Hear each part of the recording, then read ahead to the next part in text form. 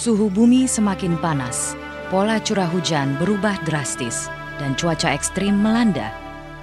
Artinya kita semua sudah mengalami perubahan iklim. Pemanasan global menaikkan temperatur rata-rata muka bumi sehingga menyebabkan iklim berubah. Menurut studi IPCC tahun 2007, kenaikan suhu global melebihi 2 derajat Celcius akan meningkatkan frekuensi dan intensitas kejadian cuaca ekstrim. Sebagai negara kepulauan terbesar di dunia, Indonesia memiliki letak geografis yang strategis, berbagai jenis sumber daya alam, kaya akan keindahan dan keanekaragaman hayati yang berlimpah. Namun Indonesia juga merupakan negara yang rentan terhadap dampak perubahan iklim. Berbagai bencana iklim kini telah terjadi di Indonesia. Dampak lainnya yang tidak kalah mengerikan adalah terancamnya ketahanan pangan nasional. Menurunnya hasil panen akibat kekeringan dan banjir yang disebabkan pola curah hujan yang tidak menentu, dan naiknya suhu udara adalah penyebabnya. Bagaimana rakyat Indonesia menghadapi kondisi ini?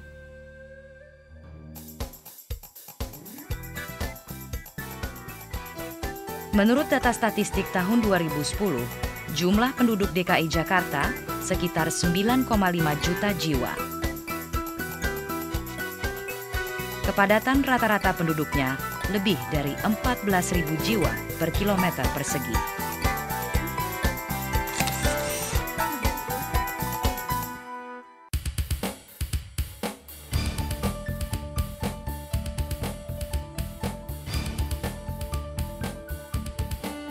Namun pada kenyataannya, Jakarta jauh lebih terasa padat di siang hari dibandingkan malam hari.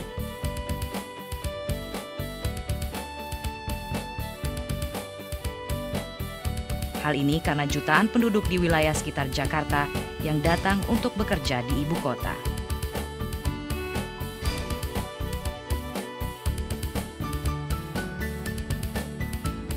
Bila mencakup daerah sekitarnya, yaitu Bogor, Depok, Tangerang, dan Bekasi, jumlah ini menjadi sekitar 26,6 juta jiwa.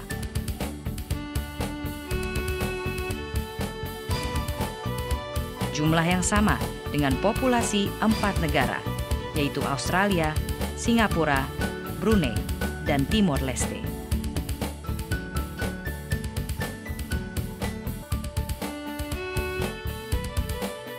Faktor populasi penduduk ini memicu implikasi yang tidak kecil di berbagai aspek kehidupan, termasuk yang menyangkut isu perubahan iklim.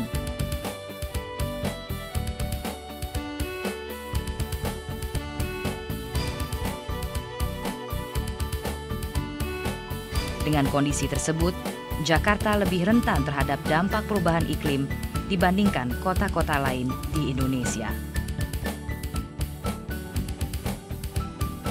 Ini bisa dilihat dari meningkatnya kejadian berbagai bencana iklim yang terjadi.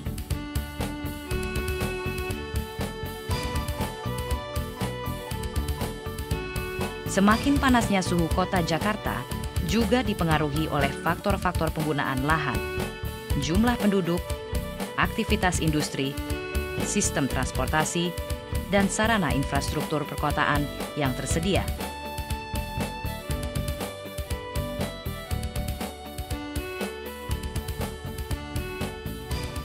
Bagaimana Jakarta menghadapi ini semua? Upaya yang skala yang lebih besar seperti proyek pembangkit listrik tenaga sampah dari metan yang dihasilkan oleh sampah. Dan kedepannya saya pikir itu satu langkah yang maju dan memang harus terus dikembangkan. Daripada sekarang kita hanya bergantung pada tenaga listrik yang memakai bahan bakar minyak.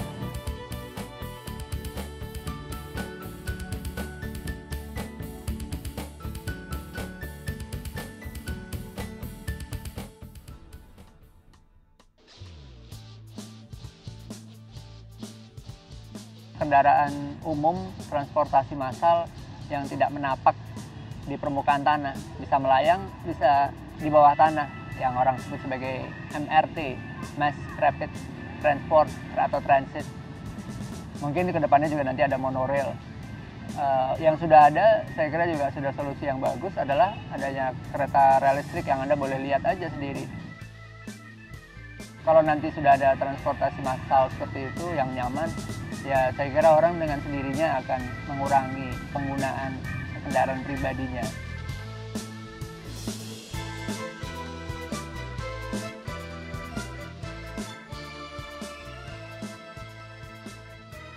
Banjir itu katanya memang sudah dari zaman Batavia dahulu kala, karena memang Batavia ini alias Jakarta memang letaknya yang lumayan rendah dibanding permukaan air laut. Artinya potensi untuk banjir itu memang sudah ada sejak lama.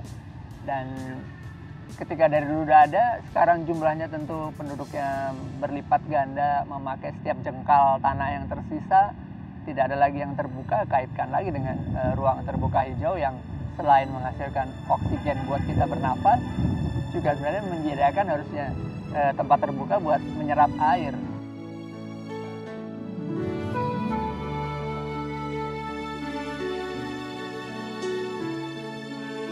Jakarta yang ideal menurut saya yang lebih manusiawi, ruang terbukanya lumayan banyak. Kalau jalan kaki itu bisa di jalan di keteduhan, dan ya saya mendamba.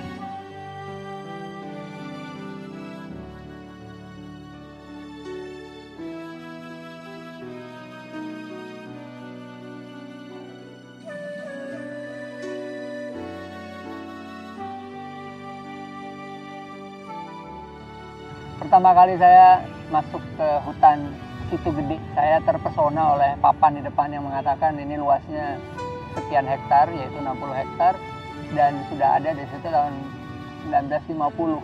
Yang diperlukan tapi memang komitmen, gimana supaya searea ini, mari kita tetap pertahankan sebagai hutan.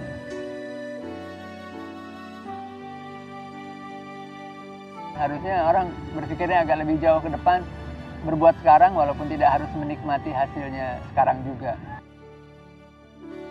Masih banyak yang harus dilakukan untuk selamatkan Jakarta dari dampak buruk perubahan iklim.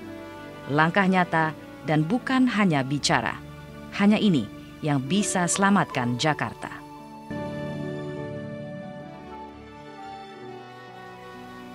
Perubahan iklim telah menjadi ancaman serius bagi dunia, termasuk Indonesia. Bukan hanya bagi kelangsungan pertanian orang Tompu atau semata bagi kehidupan warga Jakarta yang dirasakan tidak nyaman lagi. Apalagi hanya soal hutan di tanah Papua saja. Perubahan iklim merupakan suatu fakta yang telah dirasakan dampaknya. Pada seluruh bangsa di dunia, kenyataan yang menuntut bagaimana kita seharusnya menyikapi dampak terburuk yang menyertainya.